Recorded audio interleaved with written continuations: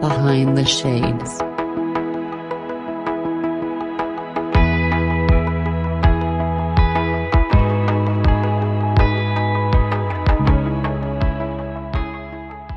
My name is Todd Baker. My company is called Project 9 Life. And basically across all social media, plus my website, it's all Project 9 Life. So it's Facebook and Instagram and YouTube and everything like that. And then just, kind of where I started was in right at the beginning of the pandemic with wanting to lose weight. And I had looked in the mirror and saw, the person that I saw was not the person that I liked, basically.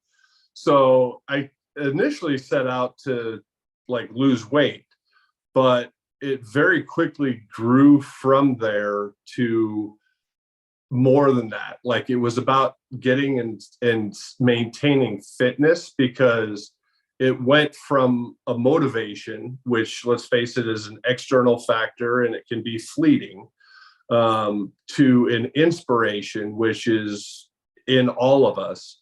And mine ended up being my kids. I didn't want to be the dad that sat on the sidelines and, couldn't participate with them. So I just started walking every single day, ended up losing a ton of weight and have maintained that. And I still walk every day. But during that year journey, I started thinking more and more, I'm not the only one that's going through this, that is facing this, never ending cycle of resolution, and then you fall off, and then next year is resolution, then you fall off. So that's really what my coaching program is all based on, is just a very simple way to actually achieve what your idea is for your best life. So I know that's a big feat, because you mentioned that you wanted to get healthy and you want to make sure that you could be there for your children. How important was that for you when you realized, hey, I got to do something today? Oh, it was vitally important, because admittedly, that January day where I looked in the mirror and I saw that person staring back at me that I didn't like, my resolution to lose weight lasted a grand total of 3 days. Day 4, it started snowing, and I was like, I'm not going today. But instead of just giving up, or saying I'll wait till spring or wait till a better day, I spent it thinking about not what was important, but why it was important. And that's an important part for anyone on anything that they're undertaking, be it health, wealth, relationships, jobs, podcasting or coaching or whatever. Is you got to figure out what your why is. And it's like every 5th grade elementary teacher tells you, ask why 7 times before you get to the real answer. And so I did that. And I also took the step of sharing that importance to me with my kids. I told them, this is what I'm doing. This is why I'm doing it, because, I want you guys to, if you're going to go camping or whatever, that you don't think, well, I got to go with someone else. You just come home and you're like, we're going camping, and okay, great. Let's jump in the truck and let's go. And so that was born into me, and unbeknownst to me, but it reared its head about 3 weeks later. My daughter became my accountability partner. One day, woke up 3 weeks later and making breakfast. It's snowing again. And if you don't know, I live in Denver, so it does snow here. And I'm making breakfast, and she comes downstairs and she goes, "Dad, are you going for your walk today?" And I said, "Well, I'm going to see what the weather does, but yes, I will go. I just want to see if it's going to clear up." And without even hesitation, she looked me dead in the eye and she went, "You mean now?" And at that moment, I was just like, what it told me was, not only was it important to me that I keep going, but it was important to my kids as well. And so that's just been my driver ever since. Is just, keep making progress in my life because they see it. And if you're a new parent out there and you think, this thing will keep from the kids, you're not going to keep it from the kids. They see absolutely everything that you do. I know for me, when I was trying to figure it out and find my why, I looked in myself and I said, Terrain, do you want to be this way forever? Meaning that, did I want to be poor? Did I want to be figuring it out? Did I want to not have success with the different types of relationships, right? Let's say romantic, let's say interpersonal, let's say professional. And it was hard for me to have that type of conversation because I had to be 1000% honest with myself. I had to look in the mirror and say, hey, you're screwing up here. Hey, you're screwing up there. Here, you're kind of okay, but you need to push yourself and make sure that you're the best person, because not only are you doing it for yourself, you're doing it for someone else. Mm-hmm. And that person is who you want to inspire and to push yourself. And I was lucky enough to have that conversation before everyone was in the lockdown, because at least I can lean on other people. But during the lockdown, when we were all isolated away from people, there wasn't that shoulder. We look to the left, we look to the right, and we're saying, oh my God, Todd, it's all on me. Did you feel that during that time in life where you're looking around, everyone is kind of isolated and they're like, hey, can I really do this? But I have to do this. I'm lucky in that, because my inspiration was my kids. And so while I was on lockdown, so were they.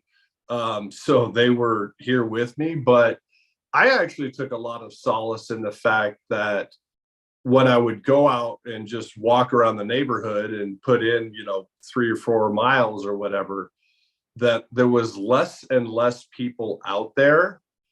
And instead of seeing it as, like, well, you must be sitting at home and doing this or that, I just saw it as opportunities, because these people, all the people that I had seen walking and, just even if it was just a slow walk with a spouse and a dog, and they were just out enjoying the afternoon, like I was seeing them less and less. And I saw it as opportunities that they need to find something in their life that is important enough to hold on to. And yeah, I mean, yes, I understand COVID did happen, but at the same time, I think a lot of people have used it as an excuse to be a recluse and kind of pull back into, well, I got to stay at home still, or, during that time, especially, and stuff like that, where there was plenty of stuff to do, especially with technology. I mean, here you and I are talking from 2 different parts of the, of the world, basically. But my business thrived during that time because people were looking for that. They were looking for ways that they could get out of their own way, and ways that they could still continue to make progress and level up, like in the areas of their life that were important to them. Did you think that it was easier for those people just to say, you know what, I'm just going to give up, I'm just going to hide away? And the reason why I ask that is I know some people to this day where to get them just outside of their house is a struggle, because you want to help them. They're your friends and they're close, and you remember them how they were, and now they're totally different.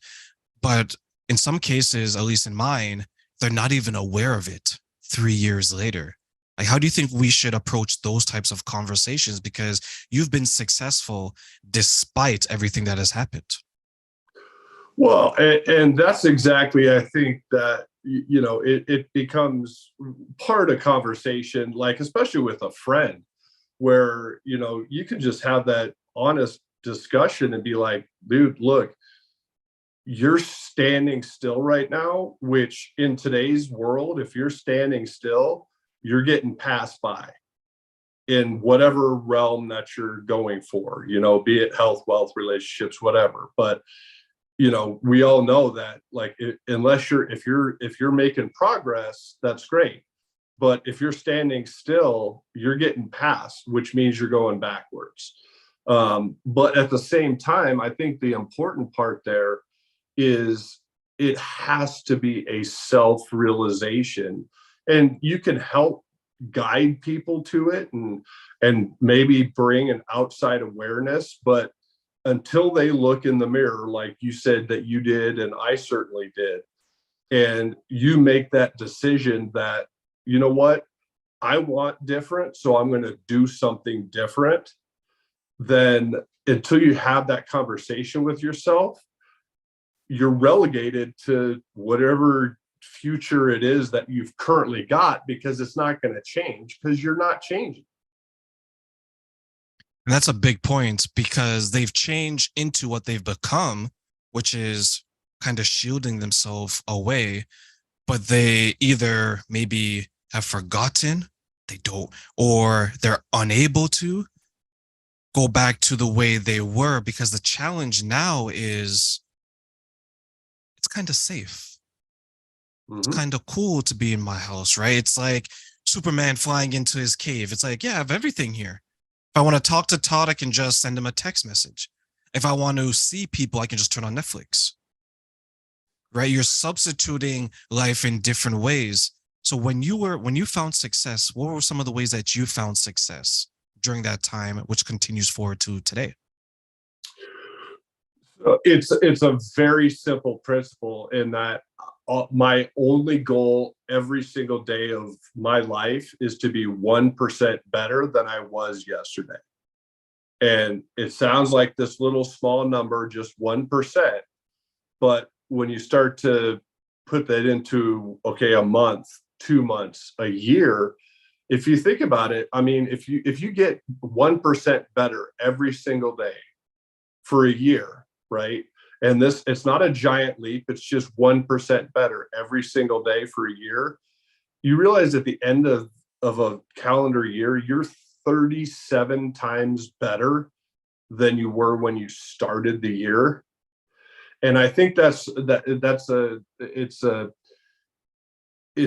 something that hamstrings a lot of people, like you're talking about, that find that comfort, find that safety in not doing differently or whatever, is that they think it's this massive undertaking, you know, to get out of their house and do something. It doesn't have to be like doesn't have to be health. It could be like business, it could be interpersonal relationships, anything.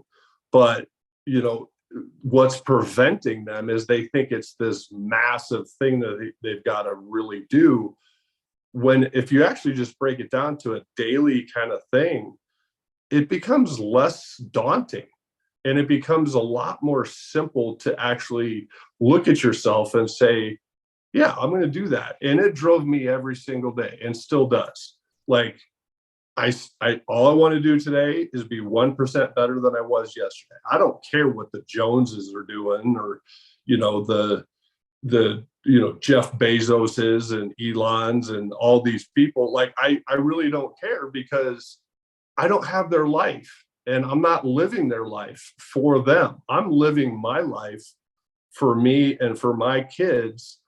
And my 1% better is going to be different than theirs.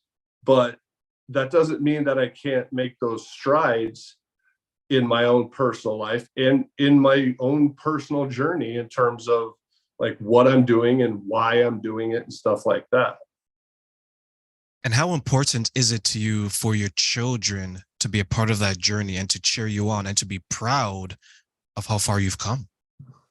Oh, I mean, when my daughter said that to me that day, like, it still sends goosebumps up my arms, because it's like it was that realization that it's important to them. And, you know, and I thought I was sharing information with them and sharing my, you know, this is what I'm doing, and sharing about how important it is to me to be there for them. And she turned it on its head and turned around and made me know this is important to us. And, you know, what I'm working on now, like, because I've created a new version of myself, right? Like, I'm not going back to that guy that was in the mirror, whatever it was, 4 years ago or however long it was.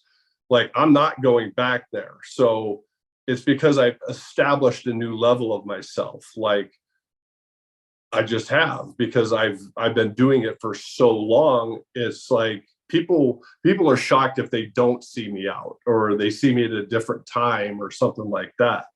So now with me, it's really about like developing my company and my legacy, but my legacy isn't going to be told by me.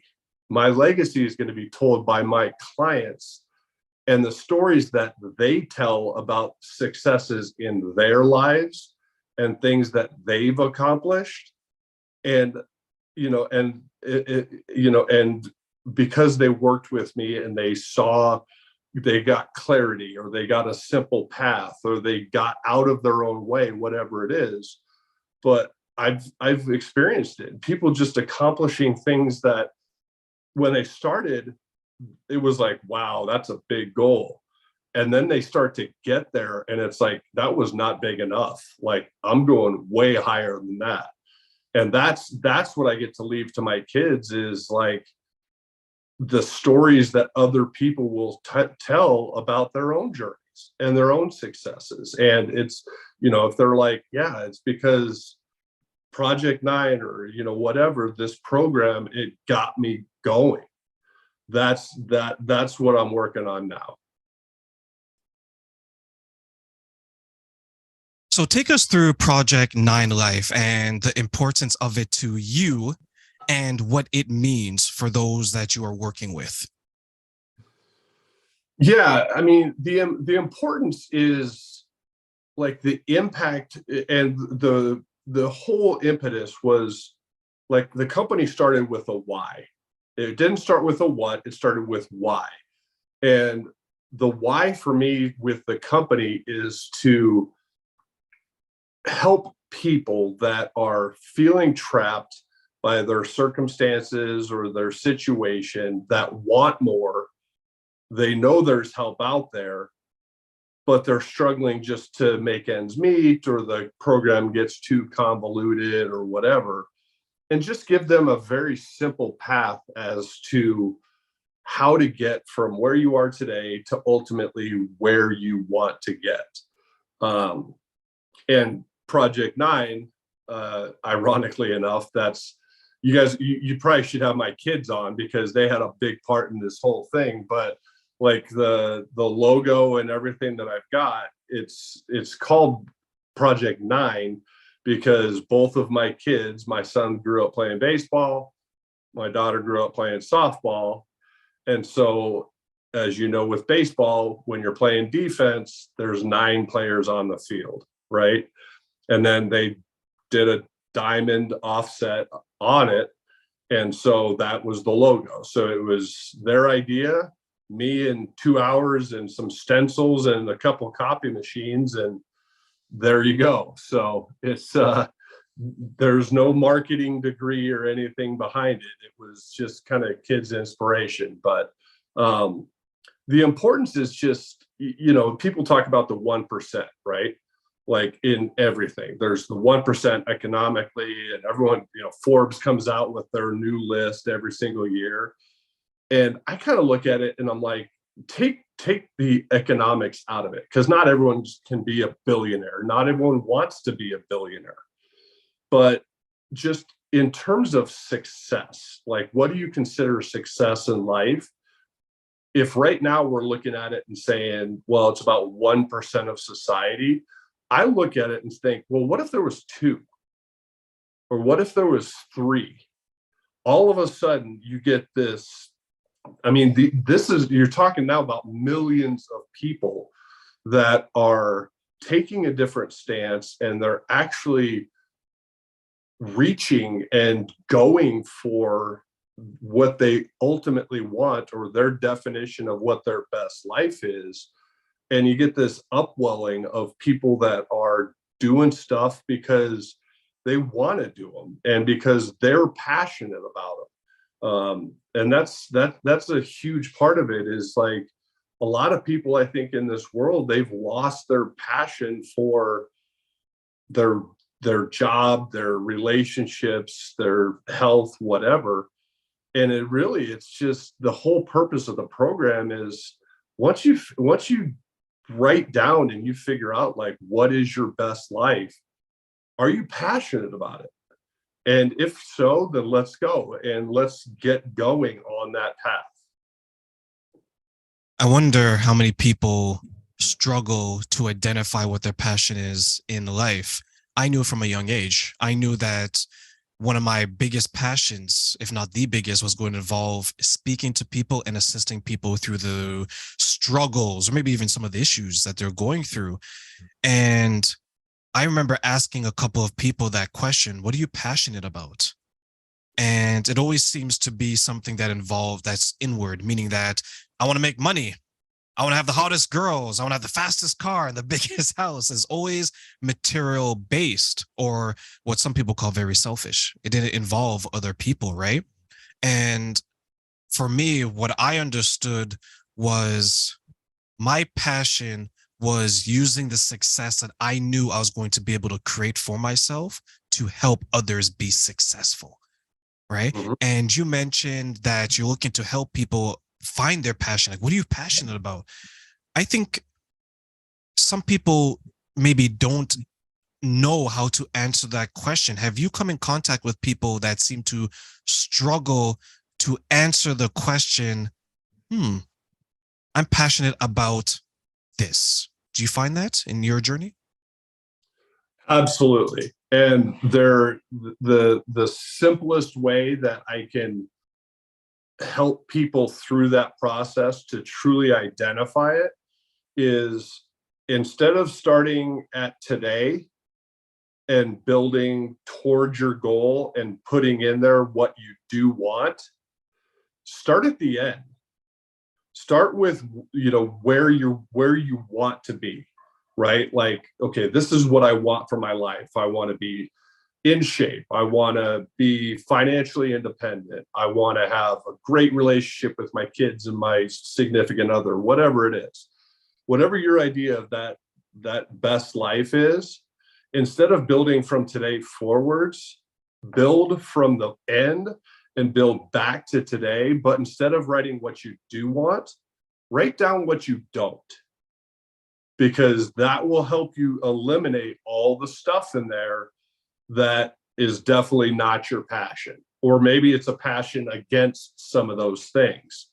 But it's just a different way of looking at it. It works for some, works, working from the ground up works for others. But it's a really great way to discover if you're truly struggling with finding what you're passionate about, is start with what your best life is and work backwards with what you definitely say, these are no goes for me. I'm not going to do this. I'm not going to be this, and work your way backwards, because where you end up is going to be only what's the positive stuff that's left. That's going to be where your passion, where you're going to find it. And how was that process for you when you began to implement that in your life to find out what you wanted to do and how it was going to come together?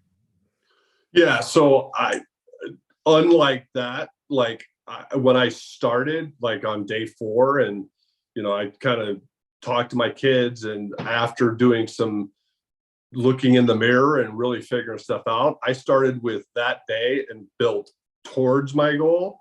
Um, and that helped me identify my passion, and what my true inspiration was, because I just, there was, a couple other parents on the baseball team and stuff like that, they, I saw them and I'm like, okay, you're not getting up to play catch with your kid. God knows you're not going hiking or doing anything like that. You're probably not going to travel and show them the world and stuff like that. I don't want that. I want something different. I want something better. So I started there and built towards the end, because for me, identifying my passion, and this is just for me as an individual, for me to find my passion, I didn't have to go the other way. Like, I figured out what it was pretty quickly. And then it was just refining, like, I mean, any good business owner or, entrepreneur or coach or someone that's like a high achiever, they'll tell you it's always about just course correction and adjustment as you go through. And it's the same thing here. It's like people will be like, well, I want something where, it's simple, it's straightforward, and there's no obstacles. Okay, that does not exist. There's going to be obstacles. There are, but how do you look at them? Do you look at the obstacles as roadblocks, as, like, impediments in your path? Or do you look at them as opportunities to find a different way to do something and get something and become 1% better that day? That sounds like something that I can implement into my life in different aspects, right? Oh, It yeah. doesn't only have to be about the job. It could be, am I doing that with people? Am I able to identify in someone something that I believe is going to make me better? It's going to make me understand the world a little bit differently. Were you able to use some of that insight into other areas of your life? Oh yeah. I mean, it's obviously it started off with like a health and fitness goal. It's migrated into, like, I mean, the whole reason I have the company and my coaching and helping others, it's migrated into that, as well as like my interpersonal relationships. I mean, I was always kind of an extrovert, but it's just a little bit a different view of the value that you put with those relationships.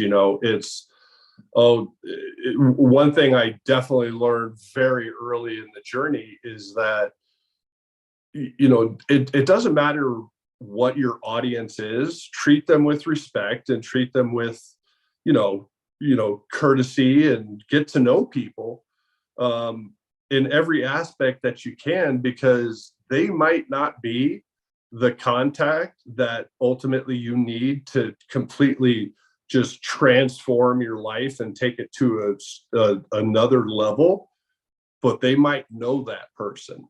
And if you treat the first person like crap, they're going to tell the second person. And so it's just how you approach them. And everyone's got stories and something fascinating or something that's like catches your interest or something like that. And it's just, it's the best guidance I can give is just be curious. Like, and there's an easy test for it. Here, Trent, you want to test the next time here? All right. So what you're going to do the next time that you go out to, say, lunch, okay, go someplace where you're on a street that has a lot of foot traffic, okay, and just go about it like normal. And about 10 minutes in, just pay attention to, were you focused on your ordering and eating lunch, or were you more focused on all the people walking by? Because I'll tell you, if you're focused on the people walking by, you're curious. If you're just there and I'm going to sit down, I'm going to order this, I'm going to eat with whoever you're with, and then I'm leaving, you're not naturally curious. And so be curious, spend time, because you never know who's going to walk by or what their story is, and anything like that. But it's an easy test if you're just naturally curious, or if it's something that you got to work on. I think I've done that in a way, not necessarily like that, but I like to be observant of people around me because I'm like a little paranoid, right? So I'm looking, okay, Todd's over there in his hat on that table. You know what I mean? And that girl's over there. There's two of them, and then what's going on, right? Because I'm at the point, Todd, let me share this with you. Like I would sit when I sit at a table when I go to a restaurant, I have to sit in the chair that is facing the door because I need to know who's coming and going. Okay. Right. And my friends they kind of make fun of me because they think I've watched too many like mafia movies. Because there's always that guy that comes with the back of the, with the gun is like, hey, you owe us money. So I always make sure that I'm facing. So even like if I get there a little bit later and the chairs I've taken, I'll sit like sideways.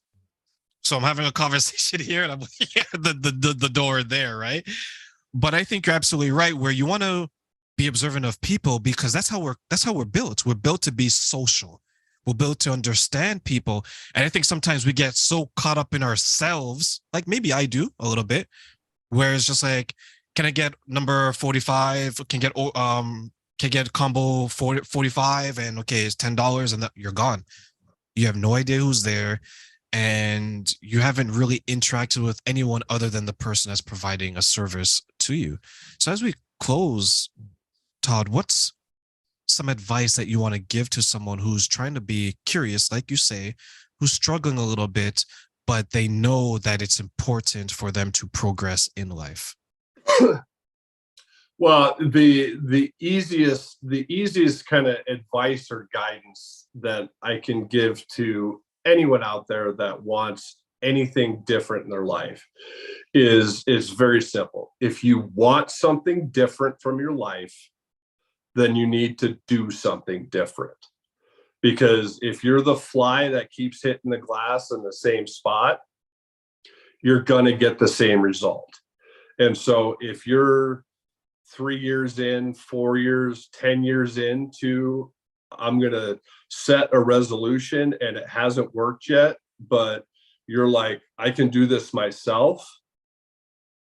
You're the fly that keeps hitting the wind, hitting the glass. Do something different. There's people out there like myself, like Terrain, where we're here to, for lack of a better term, we're here to serve. It's like none of my coaching is about me.